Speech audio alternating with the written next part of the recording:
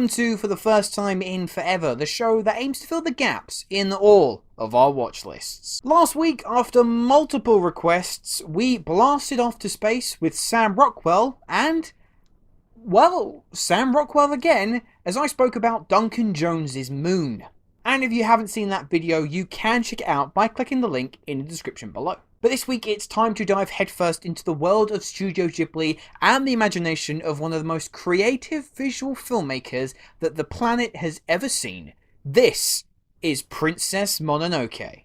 Wait a second. I am going to be talking about spoilers for this film, so consider this your warning now. Also, stay tuned to the end of the video where I have a couple of cool announcements to make.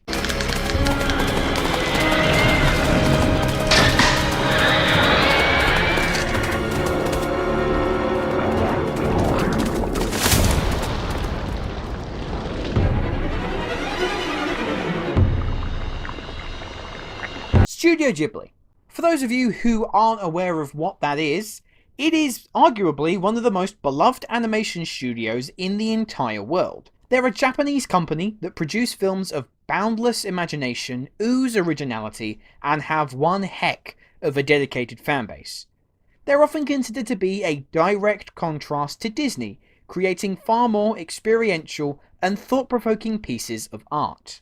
Now, my experience with Studio Ghibli is fairly limited. I remember seeing legions and legions of fans dressing up as different characters at Comic-Con, and when I was younger and I hadn't really been studying film all that long, it always kind of put me off just how weird and eccentric these animations were, and at that time they just didn't appeal. However, it has to be said, again, once I started studying film, that wariness soon faded, and the first Studio Ghibli film I remember watching was Nausicaa and the Valley of the Wind. And I thought that it was really, really good. It was visually stunning, and despite a few narrative hiccups here and there, I really had a good time watching it. And then Spirited Away, which I liked also, although despite its acclaim and undeniable visual splendour, I've got to be honest, I wasn't as bowled over as others have been. And so next on my list was Princess Mononoke, a film that I had been told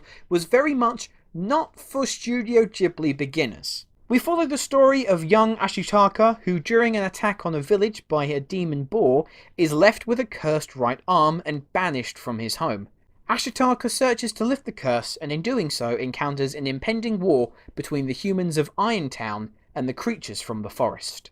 Unorthodox though it may be, I'm actually going to start off my review for Princess Mononoke giving you a couple of things that I wasn't too keen on about the film, and one of those is a point of contention that I've had for all of the Studio Ghibli movies that I've seen so far, and it's that there seems to be a level of emotional disconnect that I'm having with these films in which I just can't fully invest myself in the story. Princess Mononoke is wholly original, and for that I cannot complain. But, like I said, there just seems to be this block, for reasons that I myself, I'm not 100% sure why, but I just don't fully care. I want to. I really want to. But there is something in the way. I wanted so desperately for this film to sink its teeth into me, to take me on this journey as man faces off against nature for dominance. But instead, I watched it all play out. I was in admiration of a lot of components to this film, but I just didn't care as much as I wanted to. So you see, in my experience, I think Princess Mononoke behaves much more like a spectacle. Its visuals are some of the best I think I've ever seen from an animation, and that is solely due to the creative genius of Hayao Miyazaki. The imagination that this man possesses to conjure up these worlds and these creatures is sheer brilliance, operating on a level that I don't think any other filmmaker could replicate. The lore that he imbues into each and every world he gives life to makes every scene rich with detail and history. Some Western audiences may question some of the rules that this world is operating in, but after seeing 3 of these films now, I find it best personally, don't question it, just accept it for what it is and go along with the experience. Now, if we were to break the film down a little bit more, there is an underlying message about the futility of war and how those that are fighting may not realize the cause that they're fighting for and how just it may actually be. And there's commentary on the human race's primordial urge to destroy and claim nature for its own. And much of that comes from Lady Eboshi's almost obsession to rid the forest of the boars and wolves, which is quickly then dominated by Jigo's plan to kill the forest spirit so that humans can stake their claim for the forest instead. And I also think, and look, this could just be me maddeningly hypothesizing here, but I noticed quite a similarity that the forest spirit draws a lot of parallels to that of the story of Jesus Christ, or on a much grander scale, even God. You have the almost deity-like presence that seeks to live harmoniously. It can walk on water, and that water itself can heal the injured. However, it is seen by many to be something feared, vanquished, so as to prove their dominance and superiority. The only thing that doesn't quite match up is that the forest spirit's face, yeah, that's gonna haunt my dreams for a while. These immaculate artistic designs are also aided in being brought to life with Joe Hayasashi's score that is almost ethereal in capturing this landscape. There's also plenty of action to keep audiences entertained, although probably geared towards slightly older children, seeing as limbs and heads are being cut off left, right and centre. And then there's the great debate between subs and dubs. Do you watch the film with the original voice actors attached with English subtitles, or do you watch it with the English audio instead? Now, usually with foreign films, I strive as much as I can to watch the film in the original audio that it was recorded in with English subtitles provided. I think in a way, it's almost a disservice to the original actors if you'd rather hear someone else. And I think it's always better to hear the film as it was intended to sound. But when it comes to Studio Ghibli movies, they do make a very strong effort to cast talented voice actors in their main roles.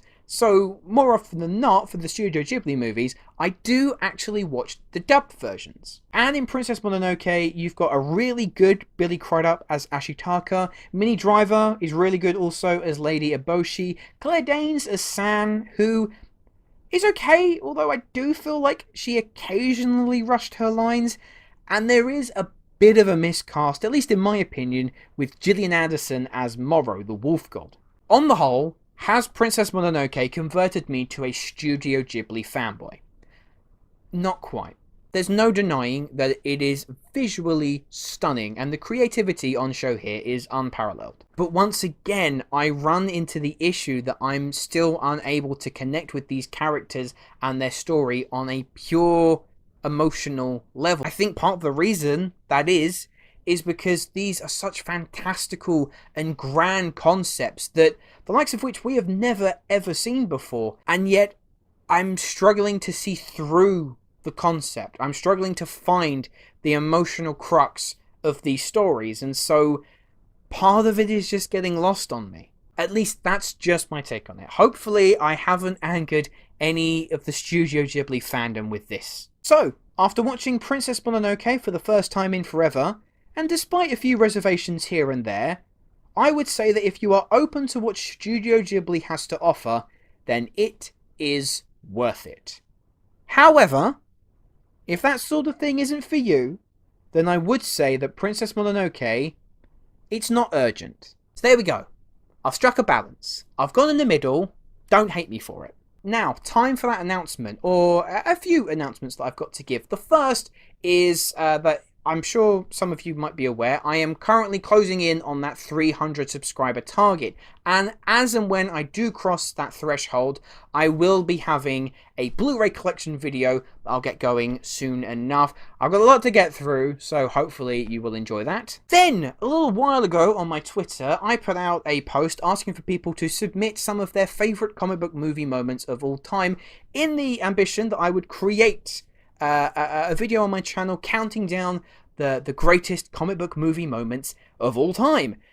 Now that was a little while ago, and the reason it's taken me so long is that I had a ton of suggestions, a ton of really, really good suggestions. So having to whittle that down, initially it was going to be 10, I've had to extend it to 15. There was literally no way that I could not include some of these moments. So I'm looking to start working on that relatively soon, and so I will get that out to you as soon as I can. And finally, now, in the first year of running this channel, one mini-series that I really enjoyed creating were the best film scores of the 21st century. I am an absolute film music junkie. But when I was making those videos, as I was making those videos even, I did notice that there were a lot of pieces of film music that I was having to leave at the side so as not to make the videos all too long.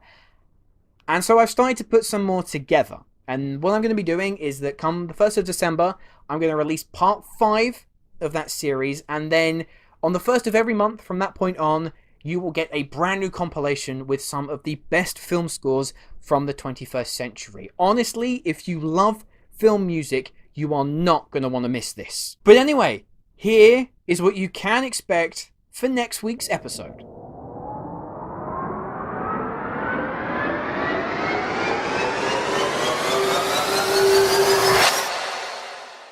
Thanks for watching. If you have enjoyed this video and you'd like to see more, please make sure that you click that like button and subscribe to the channel if you haven't already. All the links to my social media accounts, my Facebook, Twitter, Instagram and my letterbox are all in the description below. And if you haven't liked the video, what are you still doing here?